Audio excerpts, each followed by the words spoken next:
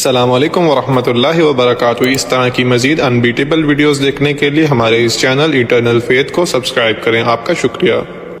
لِتَكُونَ كَلِمَةُ اللَّهِ هِيَ الْعُلْيَا، تاکہ اللہ کی بات سب سے اونچی ہو جائے۔ علیا اعلیٰ کا مؤنث ہے، اعلیٰ سب سے بلند، علیا سب سے بلند، کلمہ چونکہ مؤنث ہے۔ لِتَكُونَ كَلِمَةُ اللَّهِ هِيَ الْعُلْيَا، تاکہ اللہ کی بات، اللہ کا کلمہ سب سے اونچا ہو جائے۔ جیسے میں نے کل شرک میں بتایا، نہ اطاعت کی نفی کلی ہے، نہ محبت کی نفی کلی ہے۔ توحید کا تقاضا کیا ہے؟ تمام اطاعتوں پر غالب اطاعت اللہ کی، تمام محبتوں پر غالب محبت اللہ کی، تمام باتوں پر غالب بات اللہ کی۔ بس یہ اگر ہو گیا تو گویا اللہ کا دین قائم ہو گیا، گویا کہ اللہ بڑا ہو گیا، اللہ کی بڑائی نافذ ہو گئی، گویا کہ کل دین اللہ ہی کے لیے ہو گیا، گویا کہ اللہ کی بات سب سے اونچی ہو گئی۔ کہنے کے 5 انداز ہیں، لیکن یہ کہ اصل بات کیا ہے وہ ایک ہے۔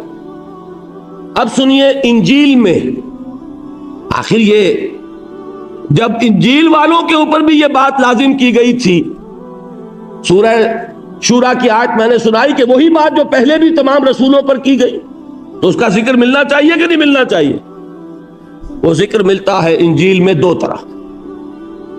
ایک تو یہ کہ حضرت مسیح کے مواعظ میں بار بار آتا ہے، repent for the kingdom of heaven is at hand، لوگوں توبہ کرو، جلدی کرو، اس لیے کہ آسمانی بادشاہت آیا چاہتی ہے۔ اب یہ آسمانی بادشاہت کس چیز کا نام ہے؟ قیصر کی بادشاہت، روم کی بادشاہت یہ تھی کہ نہیں؟ آسمانی بادشاہت۔ آسمان سے مراد کون؟ اللہ، اللہ کی بادشاہت۔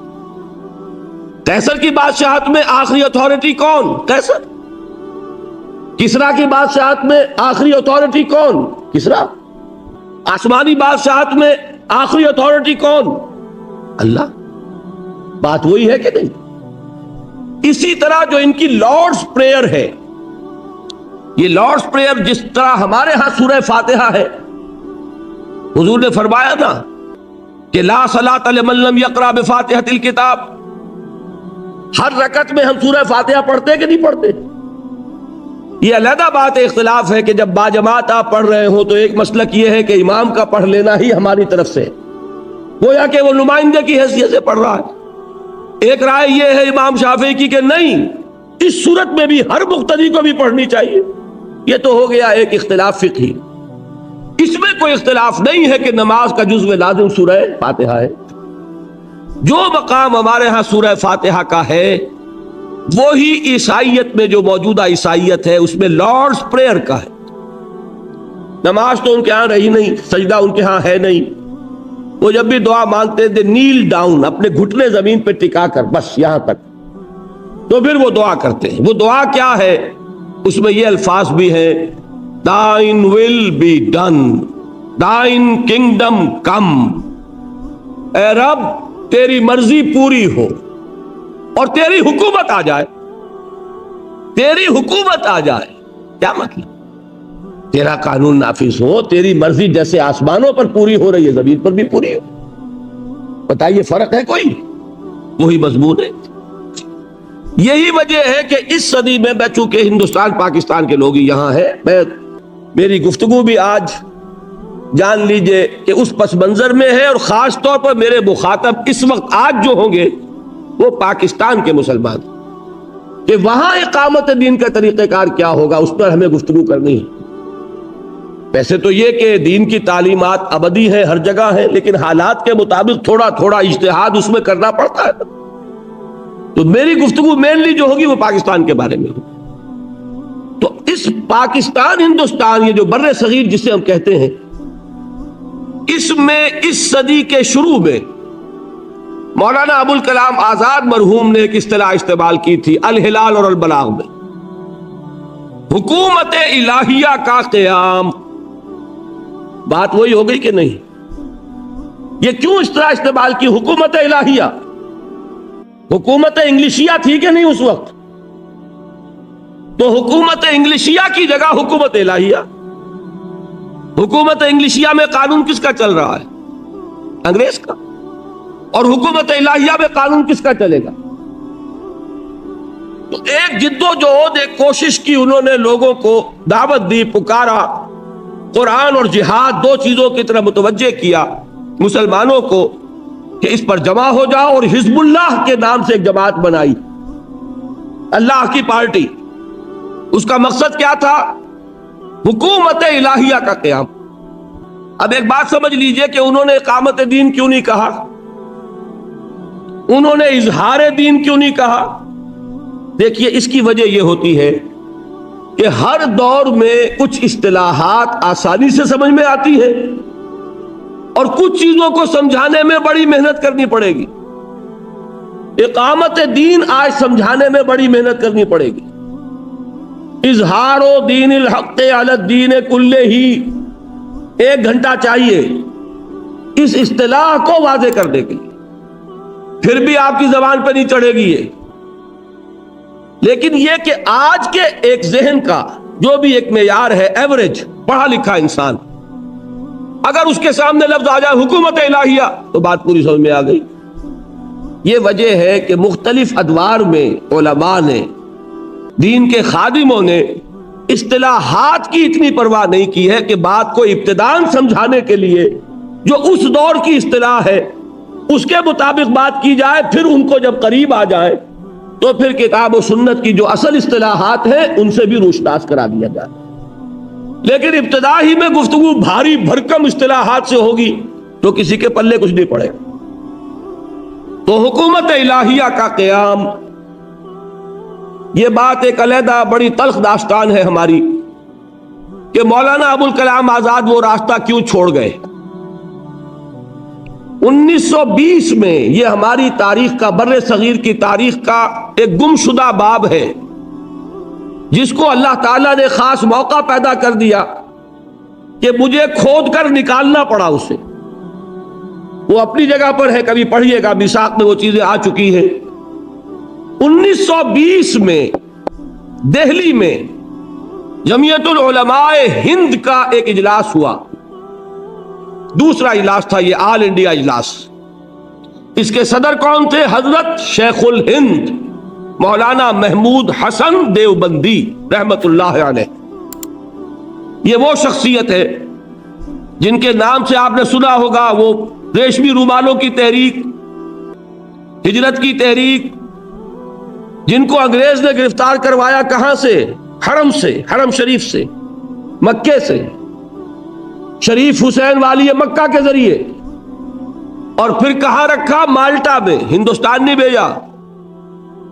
بدقسمتی ہماری یہ ہے کہ ہم اپنے اسلاف جو اس صدی کے اسلاف ہیں ان سے بھی واقف نہیں۔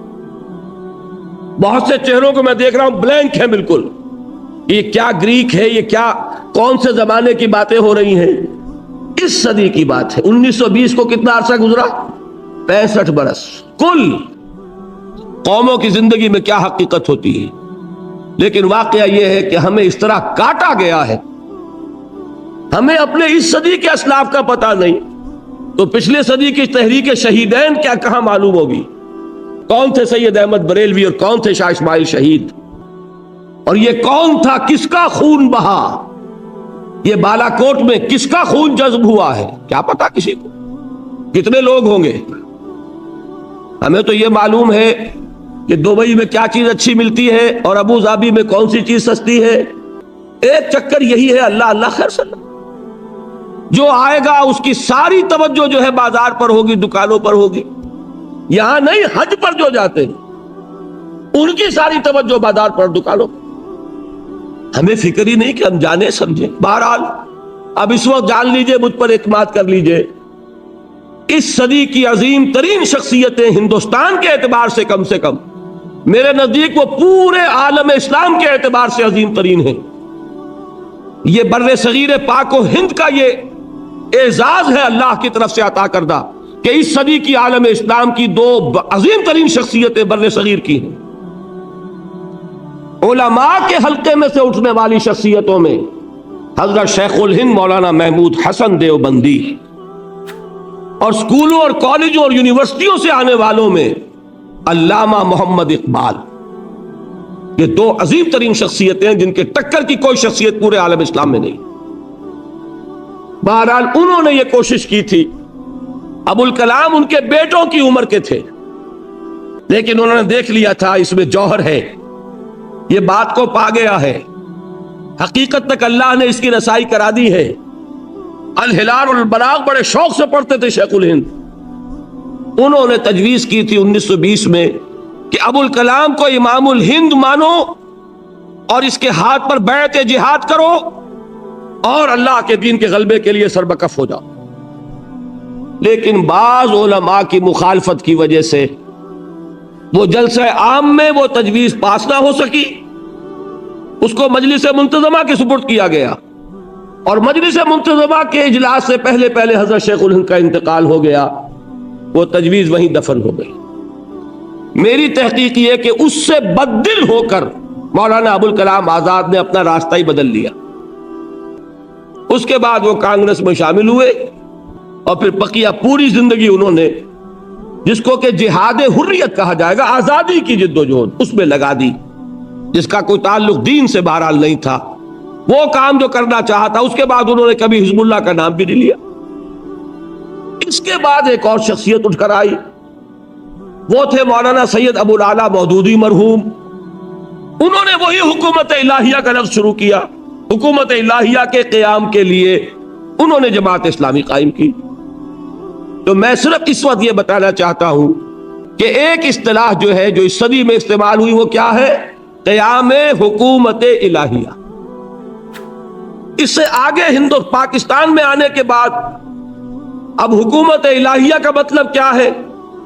اس کو اور سادہ کر کے اصطلاح استعمال کی گئی، نفاذ نظام اسلامی.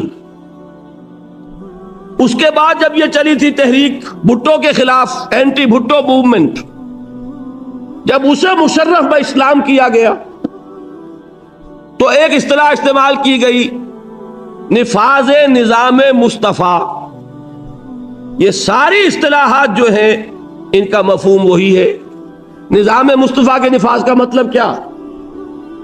نظام اسلامی کے نفاذ کا مطلب کیا؟ حکومت الہیہ کے نفاذ کا مطلب کیا؟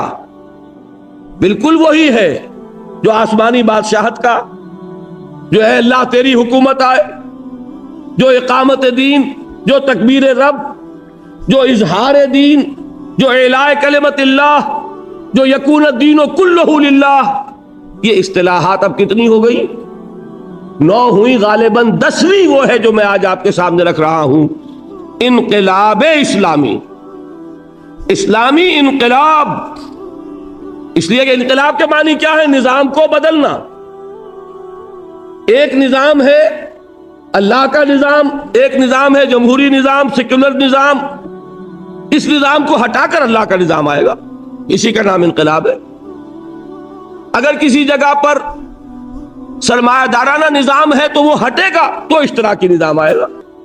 یہ تو نہیں ہو سکتا کہ سرمایہ دارانہ نظام بھی رہے، اشتراکی نظام بھی آ جائے. ایک نظام کو ہٹائیں گے تو دوسرا آئے گا. اس معنی میں اسلامی انقلاب کی اصطلاح جو آج استعمال ہو رہی ہے وہ بالکل انہی اصطلاحات کا آج کے زمانے میں عام فہم انداز ہے، سمجھانے کے لیے ذہنوں تک لانے. یہ ہے اقامت دین کا مفہوم. اب آئیے دوسری بات. دیکھیے اس اسلامی انقلاب کے اعتبار سے یا اقامت دین کے اعتبار سے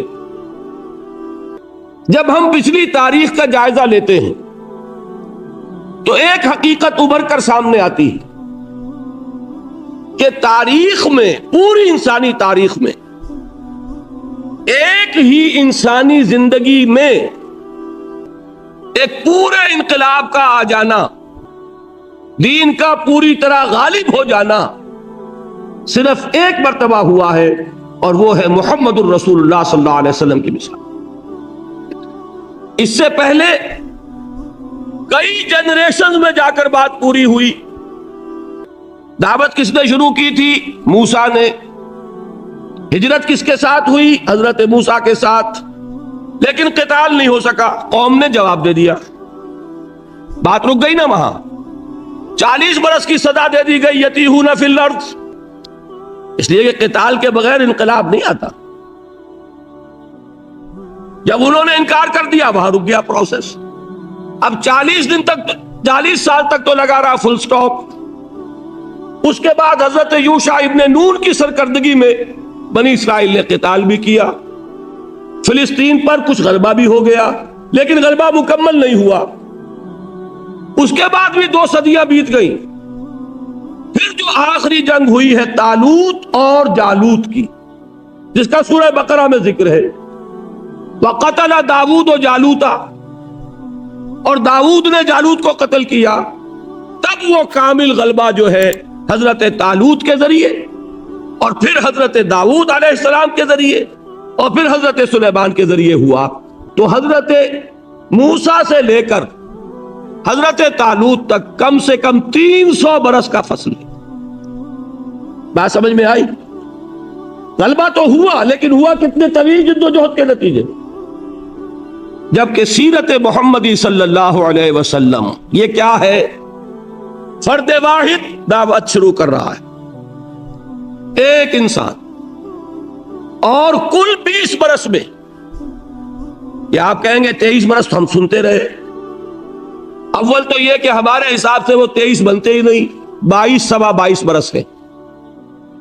وحی کے آغاز سے لے کر حضور کے انتقال تک 610 عیسوی میں وحی پہلی آئی حضور پر صلی اللہ علیہ وسلم. 632 میں آپ کا انتقال ہو گیا. کل کتنے ہوئے؟ 22 برس. ان میں سے بھی 3 نکال دیں یا کم سے کم 2 سوا 2 تو نکالیں. اس لیے کہ جہاں تک عرب کا تعلق ہے سن 8 ہجری میں غلبہ مکمل ہو چکا. جب مکہ فتح ہو گیا، طائف نے بھی گھٹنے ٹیک دیے، حنین میں بھی اللہ نے فتح دے دی. اب جزیرہ نما عرب میں کوئی طاقت نہیں رہ گئی تھی جو مقابلہ کر سکے. چنانچہ اس کے بعد کیا ہوا؟ اذا جاء نصر اللہ والفتح ورأیت الناس يدخلون فی دین اللہ افواجا. ہوا کہ نہیں ہوا؟ پورے جزیرہ نما عرب میں سے شرک کا خاتمہ کر دیا گیا اور اللہ کا دین غالب ہو گیا. جاء الحق وزهق الباطل ان الباطل کان زہوقا. غور کیجئے، میرے نزدیک حضور کا کتنا بڑا معجزہ یہ ہے تاریخی اعتبار سے. اس لیے کہ اگر آپ دنیا کے دوسرے انقلابات کا بھی جائزہ لیں، ایک تقابل تو میں نے حضرت موسیٰ سے کر دیا نا. دعوت شروع کی موسیٰ نے علیہ الصلوۃ والسلام، ہجرت ہوئی ان کے ساتھ، لیکن ہجرت کے بعد قتال، جیسے یہاں ہجرت کے بعد غزوہ بدر ہو گیا کہ نہیں. قتال سے قوم نے انکار کر دیا، 40 سال کا فل سٹاپ. پھر قتال تو ہوا لیکن بھرپور انداز میں نہیں ہو سکا. 200 برس تک ایسے ہی اپس اینڈ ڈاؤن، جیسے حضور کی سیرت میں 6 برس تک ہے. صرف سن 2 ہجری کے رمضان سے لے کر سن 8 ہجری کے رمضان تک 6 برس. یہاں 6 برس میں فیصلہ، وہاں لگ گئے 200 برس. پھر وہ حضرت طالوت کے ہاتھوں وہ آخری فیصلہ کن فتح ہوئی، دین کا نظام قائم ہو گیا، اور پھر ان کی جگہ پر ان کے جانشین حضرت داؤد اور حضرت سلیمان. یہاں کیا ہوا؟ 20 برس میں فرد واحد نے دعوت شروع کی صلی اللہ علیہ وسلم. یہ ہے اصل عظمت محمد کی صلی اللہ علیہ وسلم. ہم سمجھتے ہیں کہ عظمت شاید اس میں ہے کہ سایہ نہیں تھا.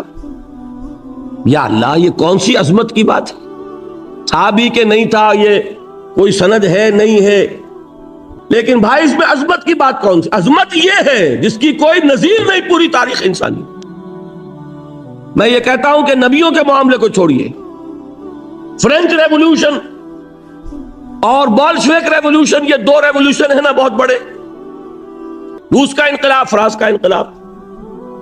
فرانس کے انقلاب کے لیے فکر دینے والے 20 مصنفین تھے، والٹیئر اور روسو اور نہ معلوم کون کون. لیکن اس انقلابی جد و جہد کی قیادت ان میں سے کوئی نہیں کر سکا. ایک لیڈر لیس موب تھا جس کے ذریعے سے انقلاب آیا، اسی لیے بڑا خونی انقلاب کہلاتا ہے، بلڈی ریولوشن. اسی طریقے سے مارکس نے ایک فکر دیا، لیکن وہ کسی ایک گاؤں میں بھی انقلاب لا سکا.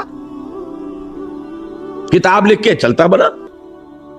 کتاب اس نے لکھی کہاں؟ اس میں بھی ایک مدد اینجلز کی تھی.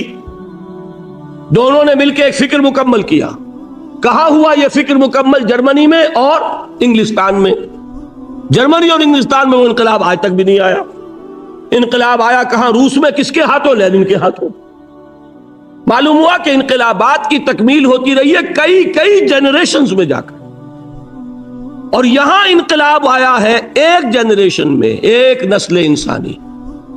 کل 20 برس فرد واحد سے بات شروع ہوئی اور لکھوں کا مربع میل کے ایک ملک پر اللہ کا دین بتمام و کمال غائب ہو گیا۔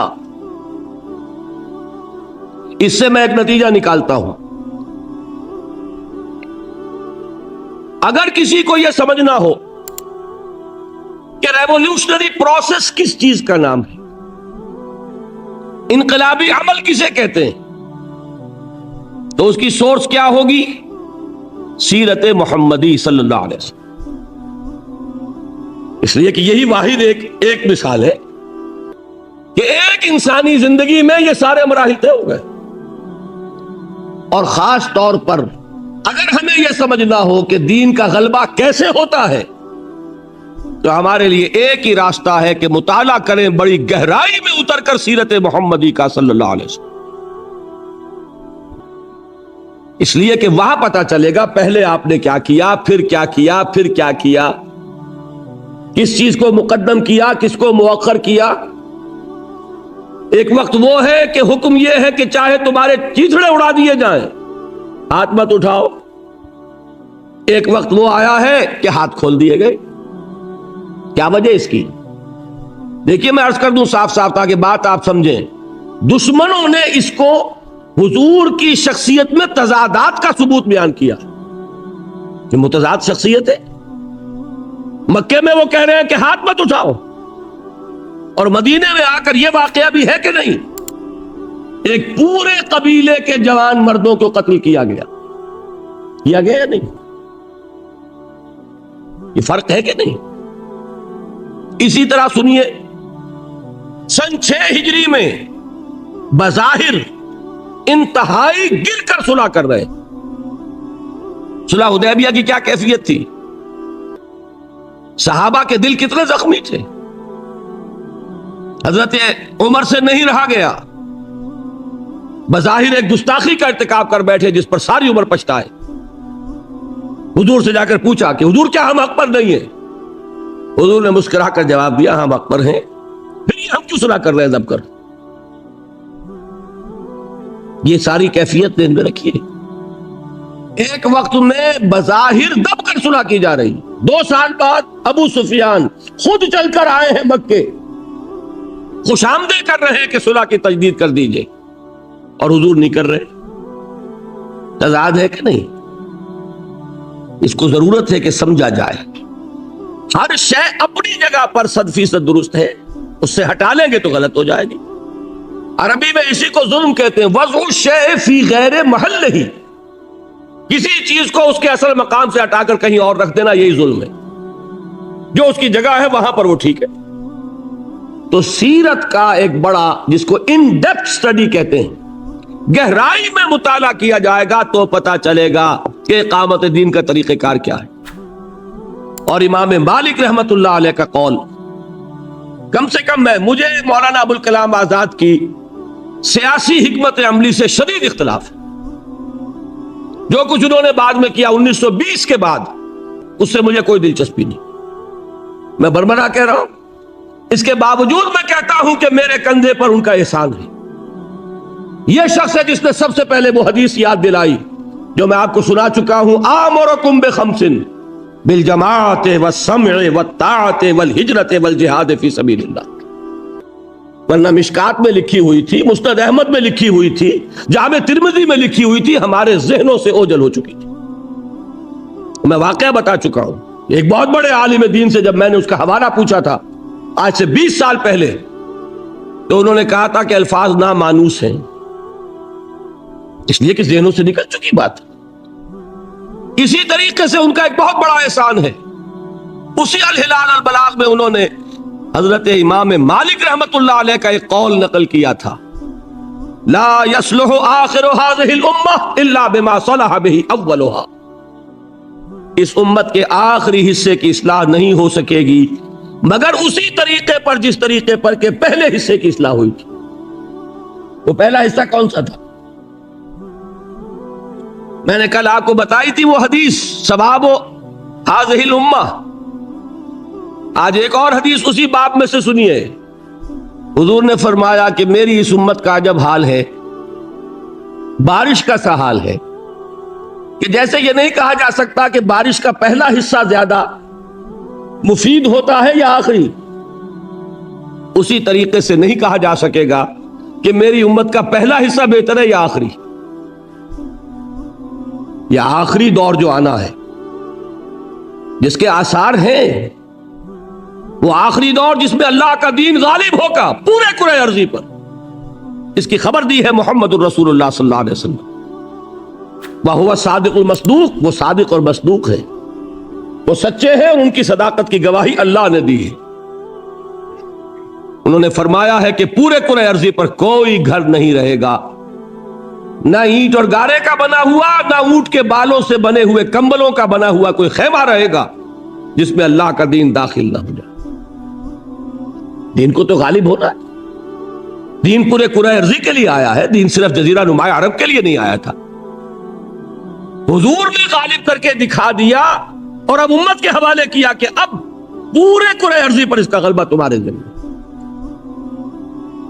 تو اب ہمارے لیے بہت ضروری ہے، جس کسی کا بھی یہ مقصد زندگی بن جائے، میں جو کہہ بیٹھا ہوں بات تھوڑی سی وضاحت کر دوں، یہ کام تو ہو کر رہے گا، صرف یہ ہے کہ ہم اس میں سے سعادت کا حصہ پاتے ہیں یا نہیں، یہ ہمارا مسئلہ ہے۔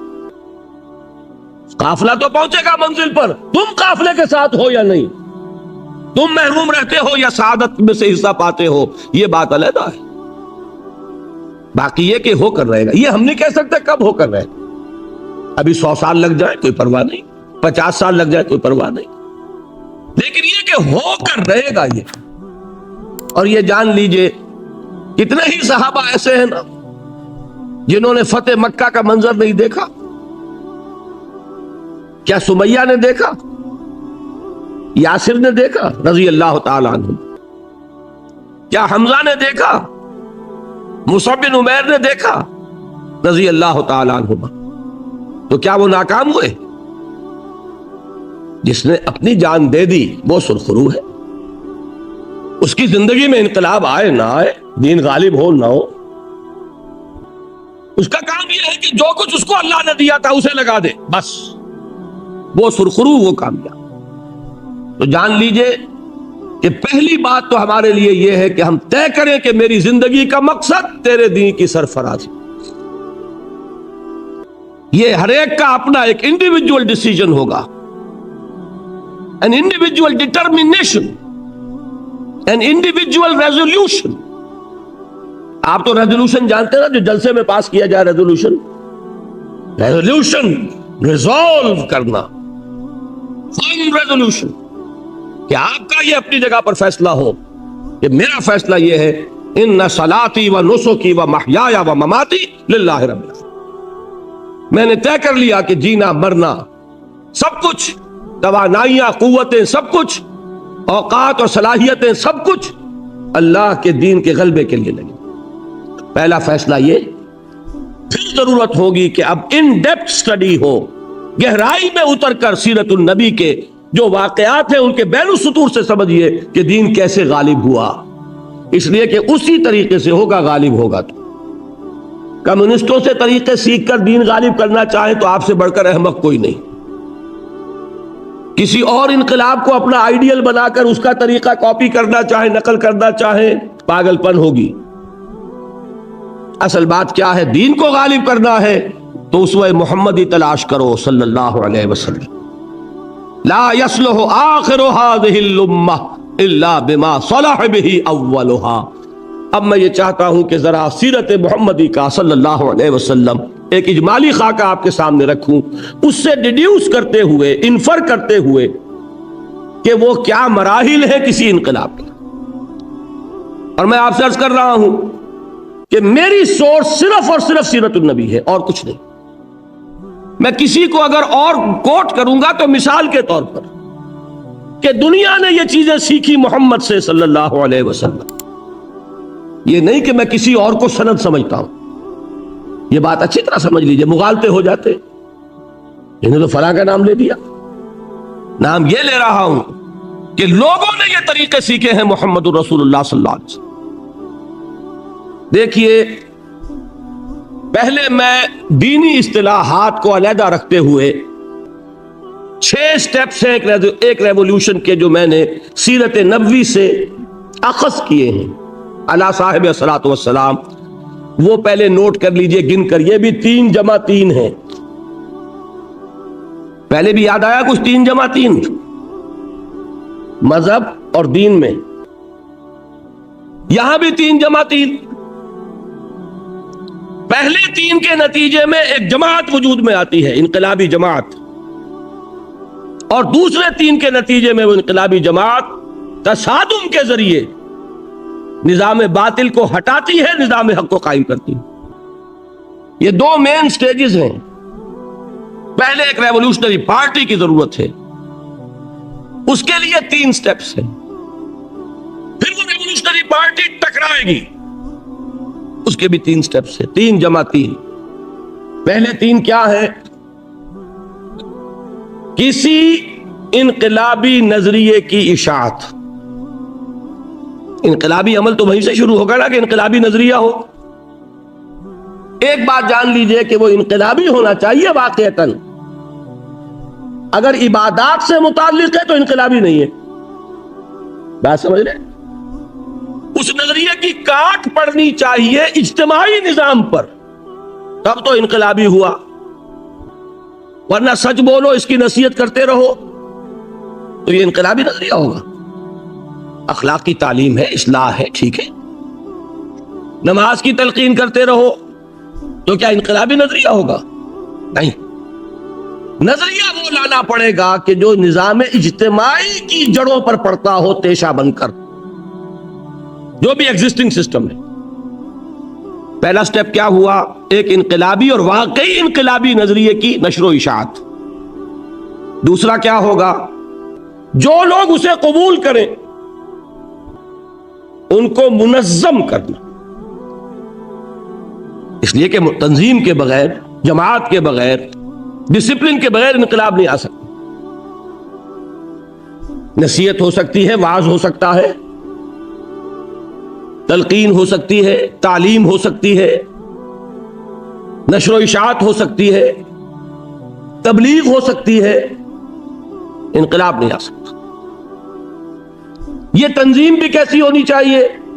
اس کے اندر 2 اوصاف لازمی ہیں. نمبر 1، اس کا ڈسپلن بہت مضبوط ہو. اس لیے کہ انقلاب میں تو تصادم کے ایسے مراحل بھی آتے ہیں جس میں ذرا ڈھیل ہوئی اگر جماعت میں تو ناکامی ہو جائے. میں اس کی مثال دوں گا آپ کو. نمبر 2 یہ اس تنظیم میں یا اس انقلابی جماعت میں کسی شخص کا مرتبہ و مقام صرف اس بات سے طے ہونا چاہیے کہ اس کی ڈیڈیکیشن کتنی ہے، وہ ایثار کتنا کر رہا ہے، وہ قربانی کتنی دے رہا ہے. کسی اور بنیاد پر اگر اس کے اندر اس کے کارڈرز معین ہوئے کہ فلاں برہمن ہے تو برہمن اونچا ہوتا ہے اور فلاں شودر ہے تو شودر نیچا ہوتا ہے، تو یہ اس بنیاد پر انقلابی جماعت وجود میں نہیں آئے گی. کمیونسٹ پارٹی میں ہو سکتا ہے کہ شودر اونچا ہو اور برہمن نیچا رہ جائے، اس لیے کہ اس کو تو انقلاب لانے کے لیے جمع ہوئے ہیں نا. اس میں اونچ اور نیچ اس سے طے ہوگی کہ کس نے کتنی قربانی دی، کون کتنا ایثار کر رہا ہے، کون کتنی محنت کر رہا ہے. کوئی اور نسل نسب، کوئی اور دولت، کوئی اور پس منظر، یہ اس کے اندر فیصلہ کن نہیں ہوگا. تیسرا سٹیپ کیا ہے؟ تربیت، ٹریننگ. اس میں ایک بات نوٹ کر لیجئے، ٹریننگ ہوگی انقلاب کی نوعیت کے مطابق. خالص مادی انقلاب لانا ہے تو مادی تربیت کافی ہے، اور انقلاب ایسا لانا ہے کہ جس کے اخلاقی اور روحانی اقدار بھی ہیں، تو اگر وہ انقلابی جماعت کے کارکنوں میں وہ اور صاف نہیں ہوں گے تو انقلاب میں کہاں سے آ جائیں گے؟ دو چار کی طرح کی بات. یہ 3 سٹیپس جو ہیں اس سے کیا چیز وجود میں آئے گی؟ ایک انقلابی جماعت. اب ہے تصادم. تصادم کے 3 فیز. اصطلاحات ایک روز میں نے آپ کو بتا دی تھی. دیکھیے پہلی بات میں آپ کو یہ سمجھا دوں کہ تصادم شروع کون کرتا ہے. جی آپ یہ سمجھتے ہیں کہ مار پیٹ جو ہے وہ معاشرے کی طرف سے ہوئی تو انہوں نے شروع کیا؟ نہیں. اس کو ماننا چاہیے کہ تصادم کا آغاز انقلابی جماعت کرتی. کیوں؟ وہ کہتی ہے کہ یہ نظام غلط ہے. ایک نظام ہے, لوگ رہ رہے ہیں, ریکنسائی کیے ہوئے ہیں, اس طرح کی مظلوم ہے تو وہ اپنے ظلم پر مظلومیت پر قانے ہیں. انٹرنل فیتھ کو سبسکرائب کریں. کوئی پسا ہوا ہے تو